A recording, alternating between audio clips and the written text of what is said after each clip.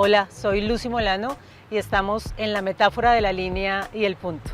Hoy con un invitado del alma, una persona que quiero mucho, que ha marcado mucho mi vida en este tema de la ciudad, del espacio público, de lo ambiental, de los temas socioculturales, Daniel Arriaga, mi amigo de hace muchos años, más de 30 más o menos. No lo digas, bastante. Súper bienvenido, Daniel. Muchas gracias por acompañarme en este sueño que voy cumpliendo. Me encantaría que nos contaras quién es Daniel Arriaga.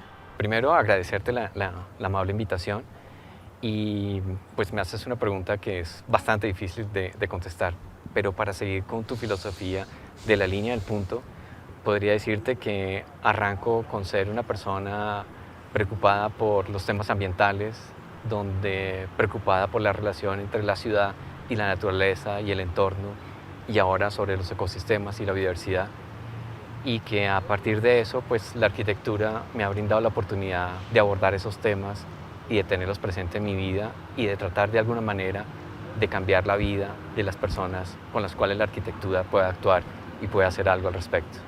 Solamente eso. No, pues eso es maravilloso y seguramente por eso nos encontramos en el camino hace muchos años. Yo quiero contarles que yo conocí a Daniel en aquella época que él estaba trabajando en el taller del espacio público, el primer taller de espacio público en la Secretaría de Planeación Distrital. Exactamente. Y ahí comenzamos con una cantidad de temas que yo creo que 30 años después de amigos y de encontrarnos en ciertos momentos en muchas tareas en la ciudad, cuando yo invito a Daniel a nuestro programa de la metáfora de la línea y del punto, le decía a Daniel, mira, esta metáfora de la línea y el punto lo que pretende es evidenciar en esos actos de diseño, de construir la ciudad físicamente, donde uno traza una línea y por definición una línea es la sucesión de muchos puntos y tú encuentras muchos puntos ahí, pero debajo de esos puntos, de esas líneas, hay muchas historias en las cuales seguramente tú y yo y muchos más empezamos a construir hace muchos años. ¿Qué evidencia? O sea, y la siguiente pregunta para ti es eso, tú y yo nos hemos encontrado mucho también en cada uno de eso, finalmente está en un solo paquete, los temas sociales, los temas ambientales, los temas culturales, que nosotros empezamos a sufrir de pronto un poco sintiendo que eso habían como separaciones, ¿no? Yo diseño aquí la ciudad y después miro el tema ambiental, o yo diseño aquí la ciudad y después están esos temas socioculturales. ¿Qué nos puedes contar en el programa como con esa línea y con ese punto? ¿Qué historias has encontrado tú en todos estos años de experiencia, Daniel? Vale. Lucy, qué linda pregunta, porque además lo pone uno nostálgico, en el sentido no de decir que la vida no ha cambiado en estas casi décadas de habernos conocido.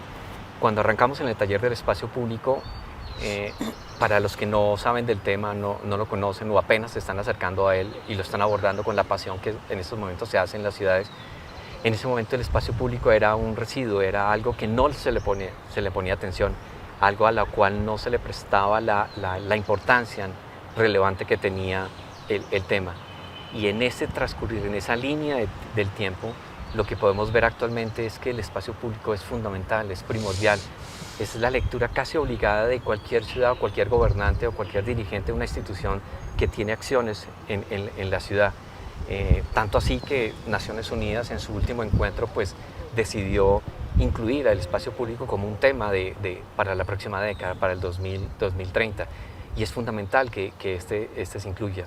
Entonces pues, ha habido varios puntos en que el mundo ha hecho reflexión sobre el tema, lo ha contemplado, lo ha incorporado, incluso podría casi que atreverme a decir que somos la única constitución en Latinoamérica donde el espacio público es constitucional, o sea, eso es un punto de reflexión, un punto de inflexión muy importante que tenemos, así que pues es durante este largo proceso de varios puntos y varias líneas, lo que tenemos actualmente es la alegría y la satisfacción, tú y yo, y el equipo que que estuvo con nosotros en el taller en ese momento, que valga la pena reconocer Total. en este instante a Luis Cope, que creyó en nosotros, a Patricia Torres, que también creyó en el equipo, y a todos nuestros amigos que trabajaron arduamente para hacer que el espacio público fuera algo importante y relevante, y hoy estamos gozando de eso todas las ciudades y todos los ciudadanos. Sí, absolutamente, Daniel. Me gustaría que nos contaras en este programa algo que tú y yo hemos compartido, y es sintiéndonos muy felices de haber estudiado arquitectura, pero también muy autocríticos con la disciplina, y eso en relación a otras disciplinas, ¿sí? Porque el llamado, yo lo digo mucho con mis estudiantes, sobre todo con los de diseño urbano en algún momento, y creímos como arquitectos que nosotros teníamos toda la autoridad para diseñar la ciudad, pensándolo desde un tema físico, espacial. Por eso va la metáfora de la línea del punto, o sea, y hago unos diseños que son preciosos, o sea, yo los veo en el plano, pero resulta cuando yo aterrizo eso, ¿a qué historias hay ahí? ¿Por qué barrios estoy cruzando? ¿Por qué familias estoy cruzando? Ese concepto de espacio público comienza a cambiar, ¿sí? O sea, creímos como arquitectos que nosotros diseñábamos, eso era perfecto, pero y a eso le voy a poner de una vez el siguiente tono para escucharte, y es, cuando uno habla de la participación ciudadana suelto, o hablo de la cultura ciudadana, que además fueron cosas que empezaron precisamente más o menos cuando tú y yo nos conocimos hace tanto tiempo, seguramente venían de atrás, porque toca tener mucho cuidado como con ese complejo adánico, como que uno se inventa pues el mundo. Pero hay ese mensaje también para arquitectos, ingenieros, sociólogos, filósofos, o sea, cuál es la incidencia, cuál es el papel del arquitecto, pero cuál es el papel también de las otras disciplinas, y eso de la mano con la ciudadanía. Yo sé que aquí nos podemos quedar conversando 20 años de esto, pero más o menos. Bien, y ahora cuando hablamos de eso, de que uno puede quedarse nomás en esta pregunta a largo tiempo y hacer varios programas sobre esto, solamente concentrémonos en lo siguiente. Cuando tú miras las facultades de arquitectura, sobre todo en nuestra época, pues nos concentrábamos solamente en lo físico y considerábamos que el tema de la ciudad, para no hablar solamente del espacio público, era solamente un tema físico, urbanístico, el diseño de la calle, la plazoleta y nada más. Y no incorporábamos muchas variables que en este momento, menos mal, las personas, los estudiantes, los jóvenes profesionales están incorporando casi por voluntad de ellos, no porque las facultades un poco estén entusiasmados o preocupados de incorporar estas nuevas variables. Entonces aspectos como qué piensa la sociedad, qué piensan los niños sobre el espacio público, sobre la ciudad que quieren, y cómo incorporar sus ideas, sus dibujos, sus conceptos, sus realidades en ello. Tenemos amigos que han hecho la travesía de establecer rutas y recorridos con cicla para llegar al colegio. Eso antes no se incorporaba, no se hablaba de ello. El problema de las personas discapacitadas o con problemas de movilidad, cómo eso antes no se percibía ni se miraba absolutamente para nada. Cómo el tema del cambio climático y la variabilidad climática ahora juegan un papel importante en las decisiones que se deben tomar sobre ciudad, y cómo hacer que los materiales, los procesos, ¿no?, la presencia misma de la biodiversidad sea un elemento central. Cómo hacer que los biólogos que antes hablaban de restauración ecológica fuera las ciudades, ahorita las escuelas a nivel mundial hablan de biodiversidad urbana, ecosistemas urbanos, servicios ecosistémicos, donde antes esos temas no se trataban. Entonces, es decir, ahorita el mundo es tan complejo, pero a la vez tan rico, tan enriquecedor y tan lleno de diferentes disciplinas, que eso es precisamente lo que hace cada vez más con entusiasmo, y para ti, con estos programas, por ejemplo, entusiasmar a más personas a que vinculen esos nuevos conocimientos y esas nuevas disciplinas para la toma de decisiones. Sí, de acuerdo, Daniel. Tú llegas a un punto que me haces reflexionar en algo o volverlo como a pensar, y es porque, y en muchas facultades, no solamente de arquitectura, sino de otras disciplinas, a veces presentamos el mundo por cajoncitos, ¿no? Otra vez, aquí está lo ambiental, aquí está lo social, aquí está la cultura, aquí está lo político, que también tiene que ver con eso. Claro. Y la tarea es cómo unimos, o sea, eso es a mí me gusta mucho en mi trabajo cotidiano, como en una reunión en cualquier sitio de la ciudad, al norte, al sur, al oriente, al occidente, cualquier ciudadano sale y te habla en la completud de eso, o sea, no te dice aquí está lo social, sino yo necesito que en sus palabras, mi hábitat mejore sencillamente.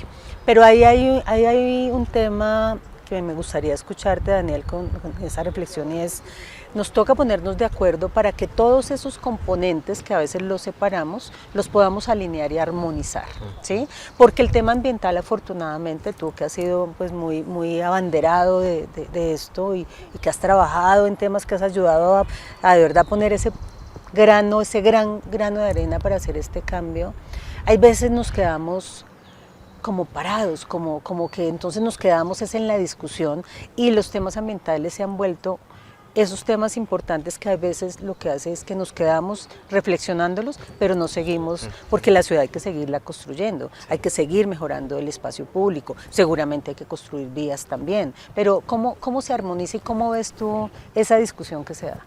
Ya, creo que digamos un poco por el empuje de las nuevas tecnologías, las mismas redes que tenemos ahorita, WhatsApp, Facebook y todas estas formas de comunicar, que nos hacen que hayamos en cierta manera roto las barreras de los países, del conocimiento y de la información, incluso la inteligencia artificial sobre la cual ahorita podemos sacar un enorme provecho para concebir las ciudades. Aquello que llaman las disciplinas difusas, es que yo puedo aprender de un tema, pero perfectamente puedo incorporarle conocimientos, información, teorías, ¿no?, provenientes de otras disciplinas. La facilidad que tienen ahora las personas de movilizarse de un lugar a otro o de estudiar con diferentes culturas, religiones, personas procedentes de otros países, que eso también enriquece la conversación y la charla. Las mismas instituciones que lo has tenido que tú vivir institucionalmente, han tenido que reformarse para hacer partícipe a la sociedad y que la sociedad diga, yo tengo también un pensamiento, tengo un punto de vista, no necesariamente crítico, sino que escuchen mi posición, escuchen lo que yo vivo cotidianamente, que en un momento dado ustedes como instituciones no viven o no están cerca. Eso ha hecho que se enriquezca la forma de concebir y hacer las cosas. ¿Qué nos falta todavía? Pues nos falta cómo lograr ese director de orquesta que logra hacer que los violines, los violonchelos, ¿no?, los contrabajos suenen al unísono y hacer posible la ciudad. Sí. Todavía hay muchas instituciones o personas o profesionales que piensan que solamente lo que ellos consideran o piensan es lo bueno, lo que se debe hacer. Es bueno, ¿no? Pero es más bueno, si se puede utilizar la palabra, que haya más personas opinando y diciendo cómo hacer de eso algo mejor y eso algo posible. Entonces, creo que las generaciones de ahora vienen con ese chip, han cambiado la forma de entender y comprender el mundo, permiten un diálogo más abierto, no de verdades absolutas, sino de charlas, ¿no?, de opiniones, un poco como lo que veníamos conversando antes de que comenzáramos el programa, de cómo escuchar al otro me permite a mí enriquecer lo mío, ¿no?, sí, y enriquecer al otro frente a lo que yo opino. Entonces, vamos por buen camino, pero faltan todavía muchas décadas para hacer de esto algo más positivo y mucho mejor. Me gusta mucho, Daniel, lo que mencionas, y esto, pues, como te conté cuando te invité al programa y hablamos esta semana, unas varias charlas previas a esto muy interesantes, las cuales te agradezco, porque yo he ido poco a poco con este lanzarme al vacío y abrir mis alas para hacer este programa, teniendo conversaciones muy bellas con gente que me ha animado para que sigamos conversando con personas como tú, yendo a muchas zonas pues de la ciudad y bueno, ahora podemos decir del país o del mundo, porque pues esto también lo podemos hacer en virtualidad. Pero algo que también voy teniendo claro es cómo compartimos cosas que hemos aprendido de tiempo atrás, no seguramente para que las siguientes generaciones hagan lo mismo, sino como tú en una conversación de esta semana me decías, para que seguramente no volvamos no sé si a cometer los errores, pero ciertas reflexiones que de pronto nos pueden ayudar para avanzar más rápido. Y me refiero a lo siguiente, yo lo pongo en primera persona porque creo que, no sé si a ti también te pasó un poco, yo siempre digo, si a mí me pusieran a escoger nuevamente qué estudiar, yo volvería a estudiar arquitectura y volvería a hacer todo el paso. Pero resulta que hace 30 años, menos de 30, cuando salgo como pues digamos, me gradúo como arquitecta y empiezo a trabajar en los temas socioculturales, empiezo a trabajar en el primer programa de Antanas Mocus de Cultura Ciudadana para esta ciudad, yo decía, ¿qué hace una arquitecta trabajando temas socioculturales? Y alcancé a tener un poco de crisis de identidad. Yo decía, ¿será que es que soy una mala arquitecta? Y años después fui conociendo mucha gente que se había metido, tú lo acabas de decir, diga, claro, en otros, pero además yo me atrevería a decir, aquí lo podemos decir, si nos equivocamos después les contamos, pero que uno puede ser arquitecto, filósofo, sociólogo, comunicador, y realmente si uno logra, eso se lo digo mucho a mis estudiantes, ¿no? Lo que uno debería tratar de hacer es afinar mucho la mirada y esa mirada de entender que es mi mirada, no es la mirada, no, el mundo que yo veo no es el mundo que la demás gente ve, que es lo que yo he aprendido durante tantos años hablando con los ciudadanos. Entonces eso para concretarlo es cómo yo me entreno para poder ver esa, entre comillas, realidad que yo veo y ayudo a mejorar esa realidad en términos de el espacio público, de la protección del medio ambiente, de esa relación con el ciudadano. No sé qué opinas tú al respecto, o sea, que ese podría ser como el camino, porque, y aquí termino para escucharte. Yo cada vez que arranco una clase, y les pregunto a los estudiantes, ¿por qué tomaron esta clase? Bueno, en algunos es obligatoria, ¿no? Sí. Pero bueno, hay algunos que la toman sí, como electiva.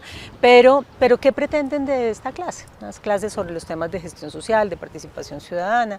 Yo a veces les digo, la fórmula mágica. Y siempre les digo, en esto no hay fórmula mágica, ¿sí? Ojalá que nosotros terminemos haciendo, o sea, es otra vez, agudizar la mirada, el sentimiento para identificar cuáles son los problemas que se pueden presentar en una urbe como Bogotá y en qué podemos aportar nosotros desde los lentes que nos dieron como arquitectos, como sociólogos, como seres humanos. Ya. ¿Qué opinas, Daniel?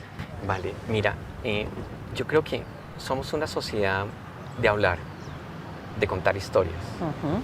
Un macondiano, ¿no? Donde alguien le cuenta a alguien y este le cuenta a alguien y cada vez que contamos entonces alguien agrega parte de la historia y la historia original va cambiando y va modificando.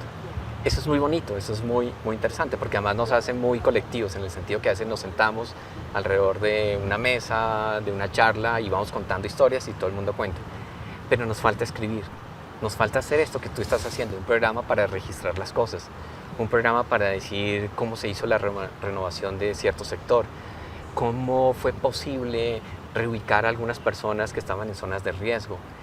Y eso hay que escribirlo, hay que contarlo, hay que hacer que la gente lo sepa. Así que tú y los demás profesionales tienen que empezar a hacer eso es fundamental, para que las generaciones que están saliendo ahorita conozcan la historia y sepan que esta ciudad que tenemos es precisamente el resultado de una evolución espontánea, sino que hace parte de dificultades, de problemas, de circunstancias, de carencias de recursos, de cómo se hizo posible obtener una licencia o un permiso para poder llevar a cabo un proyecto o una obra, o por qué se tomaron decisiones en su momento, por ejemplo, donde estamos ahorita, en el Parque Nacional, como una tendencia histórica o cultural en Europa, en París, en Londres, por ejemplo, en Barcelona, hizo que esas ideas se trajeran a la ciudad y construyéramos la ciudad que nosotros tenemos. ¿Y qué podemos hacer nosotros adelante? Entonces, lo primero es que hay que escribir, hay que contar la historia y sobre todo las nuevas generaciones deben conocer el pasado. O sea, su preocupación también no es solamente el futuro y su presente, sino entender por qué estamos donde estamos a partir de decisiones que se tomaron anteriormente. Entonces, ese es un primer paso. Y frente a la misma pregunta que tú me hacías, que tiene como dos componentes, es cómo lograr ese conocimiento o ese conocer al otro, es que tenemos que ser más abiertos. O sea, yo no tengo la verdad y tu disciplina puede enriquecerme, ¿no?, en la medida en que yo me permito entenderte y comprenderte. Si nosotros nos encerramos en nuestro, como tú decías anteriormente, en nuestro cajón de conocimiento, o yo soy arquitecto y tengo una especialización en estos temas, entonces me queda difícil o no quiero entender y comprender al geólogo, al sociólogo, al filósofo, al biólogo, ¿no?, al economista, al político, pues difícilmente eso me va a permitir, sobre todo, construir ciudad, que es nuestra preocupación en estos momentos y de aquí para las próximas décadas. Tenemos que ser más abiertos en tener la tranquilidad de que el otro no me está diciendo lo que yo debo pensar, sino me está mostrando un punto de vista, me está mostrando una orilla y una arista, ¿no?, de ese cubo que a veces no comprendemos y que en un momento dado es tal el volumen de conocimiento y de la evolución del conocimiento humano en esos momentos que me queda difícil ser un Leonardo da Vinci donde tengo la adquisición de todo el conocimiento. Si yo sumo las verdades y los conocimientos de los otros, lo que logramos precisamente es construir el todo. El todo se construye de las partes, no precisamente de un todo, ¿no?, por arte y magia y de forma espontánea en un momento dado. Daniel, con esto que me acabas de decir me pones a pensar mucho en cómo nació para mí la metáfora de la línea y el punto. Porque yo siento un regalo en mi vida, a ver, como esos momentos en que tú caes en cuenta en algo, ¿cierto? Se alinearon los planetas. Sí, como que espere, ¿cómo era? Porque va en lo que yo te decía, yo en algún momento me sentí mala arquitecta, o sea, yo decía, no, es que no estoy diseñando, no estoy construyendo, pero el permitirme trabajar en una entidad pública que tiene tanta incidencia pues la ciudad, en la nación, en la región, pero poder trabajar estar como docente, como académica en temas urbanos, de diseño urbano, de gestión urbana, me permite hacer como un paralelo en que entre lo que pasa, puedo estar diciendo una obviedad, pero creo que no todos caemos en cuenta y veces en eso, y es lo que pasa en la academia, y pongámoslo en términos del diseño del espacio público, versus lo que pasa en las instituciones, pues ahí hay una relación absolutamente directa, ¿sí?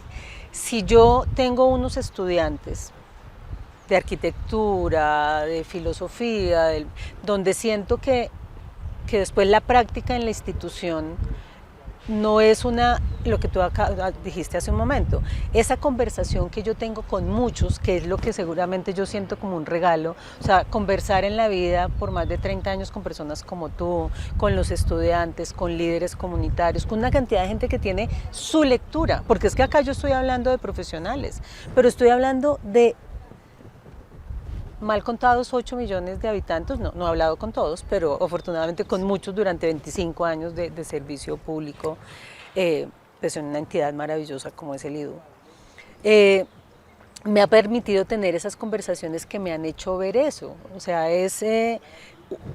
claro, cuando salimos hay veces con un ego muy grande, como profesionales y sobre todo con el amor que le tengo a los arquitectos e ingenieros, pero a veces como yo tengo la verdad, pero resulta que esa verdad es una verdad. ¿Cómo hacemos para sumar todas esas? Si tú dices, yo creo que vamos en el camino, hay veces tenemos como ciertas angustias de que nos corremos un poco. Quisiéramos que fuera más rápido.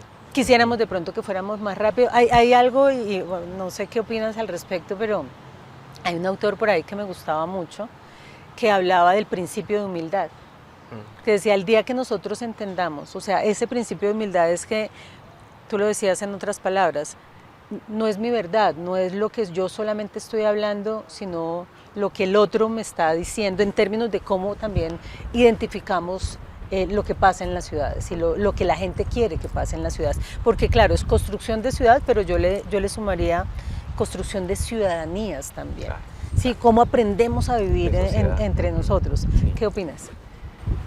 Lucy, ahí sí como decían antiguamente los abuelos, cada uno habla como le va en el baile, ¿no? Absoluto. Entonces, hablamos de la ciudad dependiendo como yo la vivo, o lo que me pasa o lo que me ocurre.